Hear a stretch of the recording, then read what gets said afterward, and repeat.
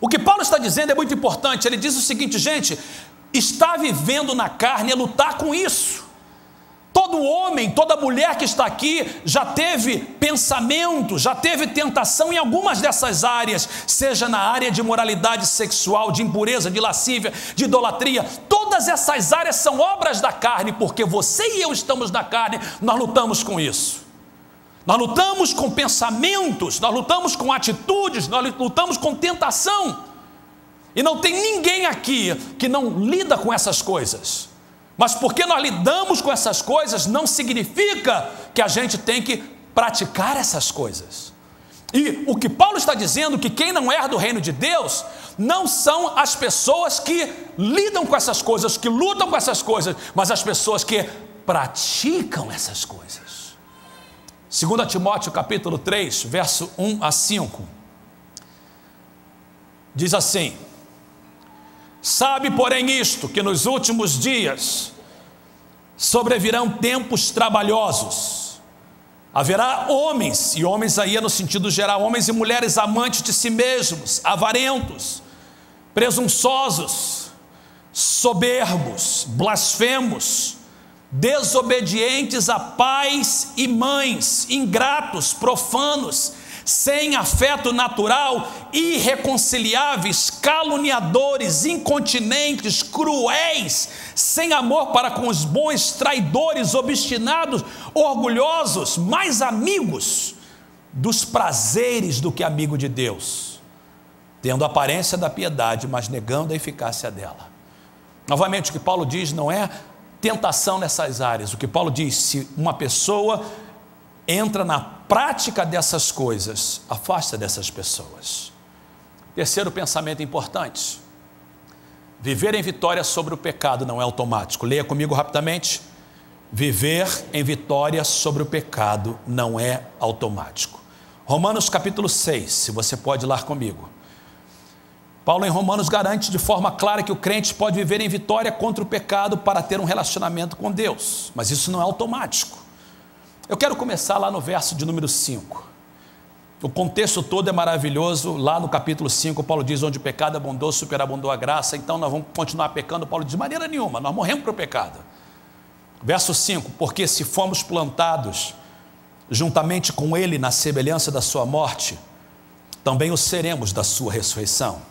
Verso 6: sabendo isto, que o nosso homem velho foi com ele crucificado, para que o corpo do pecado seja desfeito, para que não sirvamos mais ao pecado. Servir ao pecado é viver na prática do pecado.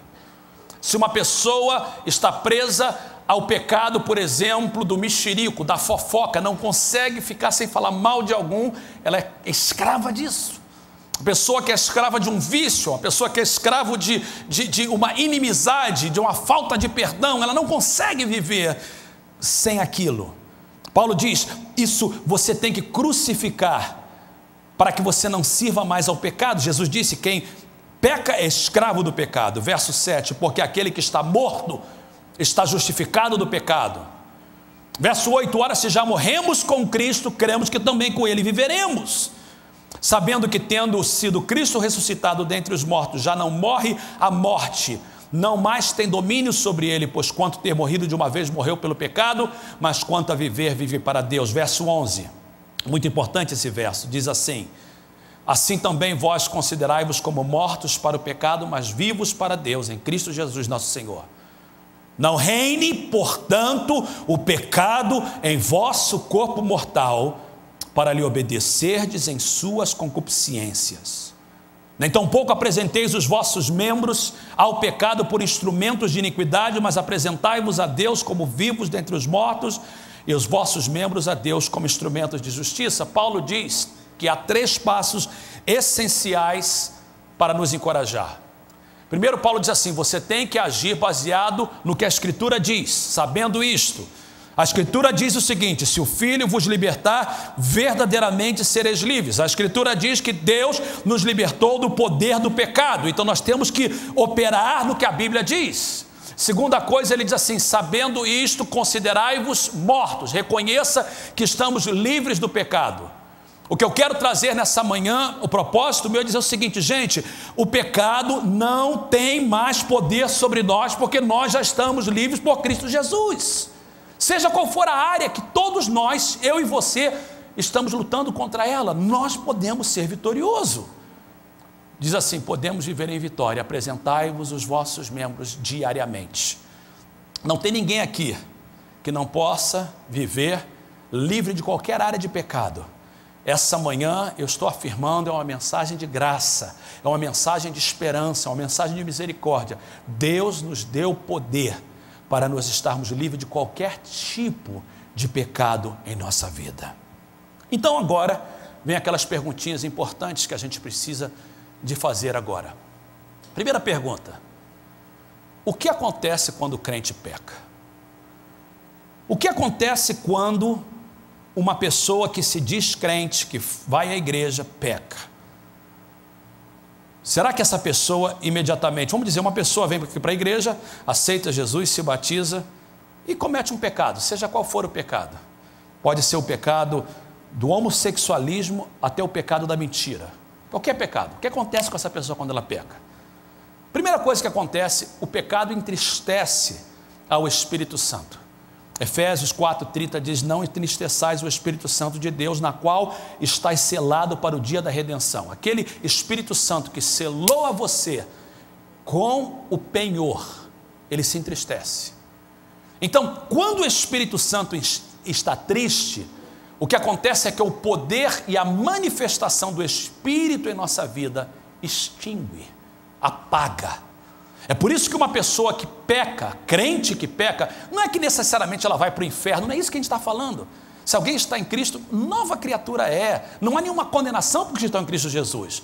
Não é que o pecado imediatamente lança essa pessoa no inferno, é que a primeira coisa que acontece, o Espírito Santo se entristece. E quando ele está triste, ele não pode entregar a mim e a você o seu poder, aquele poder dele em nossa vida, a manifestação do seu poder extingue em nossa vida. Por isso que Paulo diz, não extingais o Espírito. Segunda coisa que acontece quando o crente peca, primeiro o Espírito entristece, a manifestação dele em nossa vida diminui ou apaga. Segundo, a vitalidade espiritual da pessoa diminui. Ouça o que Davi passou, Davi disse assim, quando eu guardei silêncio, envelheceram os meus ossos pelo meu bramido em todo dia, de dia e de noite a tua mão pesava sobre mim, o meu humor se tornou em sequidão de estio. Quando um crente peca, a segunda coisa que acontece, ele perde a sua vitalidade espiritual, ele fica uma pessoa amargurada, uma pessoa fora do lugar, ela não quer ver ninguém. E embora a terceira coisa, o pecado não traz automaticamente perda de salvação, ele traz perda de comunhão. E se essa comunhão não for rapidamente restaurada, ela pode trazer a perda da salvação. E é por isso que o mesmo Davi disse assim, Senhor, torna a dar-me a alegria da salvação e não retire de mim o teu Espírito Santo. Então, o problema do pecado é que se um crente peca, ele entristece o Espírito, a comunhão está quebrada, e não há vitalidade espiritual na sua vida. Então o problema do pecado é grave. Segunda coisa importante, é possível um crente ser escravizado pelo pecado? Estou falando de crente agora, é possível um crente batizado com o Espírito Santo ser escravizado pelo pecado? Paulo nos ensina em Efésios 2, verso 1 e 2, que cristão, ele diz assim, segundo o curso deste mundo, segundo o príncipe das potestades do ar, do espírito que agora opera nos filhos da desobediência. Paulo diz então que nós éramos escravos de Satanás, filhos da desobediência, mas através da fé em Cristo, nós somos agora filhos de Deus, livres da escravidão do pecado. Isso é tremendo. Mas lembra que nós lemos lá em Romanos 6,12, não reine, portanto, o pecado em vosso corpo mortal, para lhe obedecerdes em suas concupiscências. É possível um crente ser escravizado pelo pecado? E a resposta é, infelizmente, é. Um crente em Jesus Cristo, se ele não reconhecer que ele precisa de ser livre de alguma área na sua vida que está o prendendo, essa pessoa pode voltar novamente a ser escrava do pecado.